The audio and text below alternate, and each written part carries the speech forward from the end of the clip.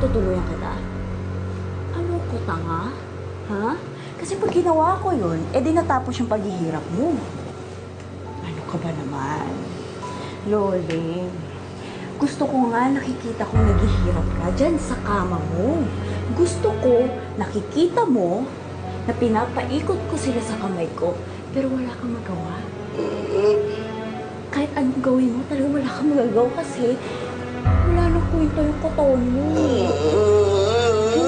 Gulay na talaga. In short, wala kang silbi. Kawawa ka naman. Sayang. Hindi mo na masasabi yung gusto mo sabihin.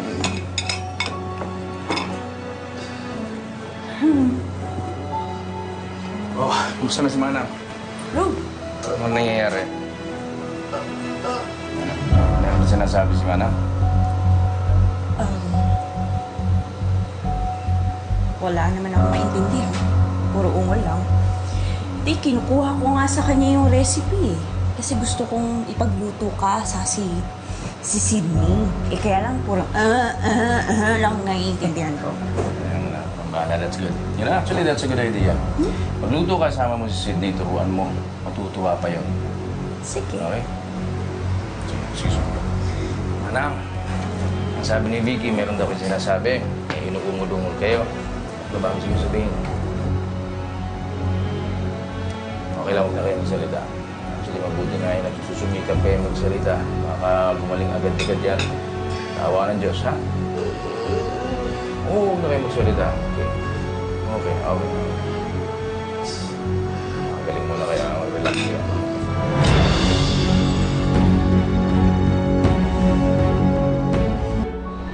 Mami, pwede po ba tayo mamasyal tomorrow? Oo naman.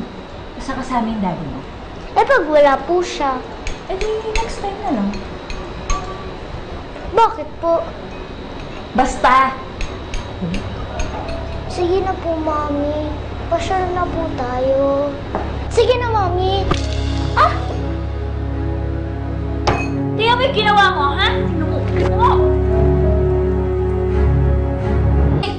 Andito lang pala kayo eh. Ano, nag-i-enjoy pa kayo rito? Uy! Kita mo ito, matanda na Eh, ang likot kasi! Ayan, nadumihan. Sa bagay, ganyan talaga pagka nasa kusina. Madumi talaga, baby. Hindi po kayo galit sa akin? Hindi. Ako na naman.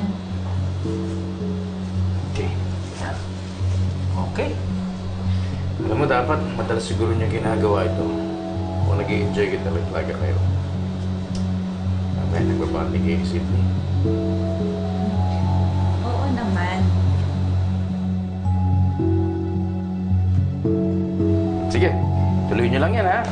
Sige. Mamaya titikman ko yan. Oo. Bye, Sydney.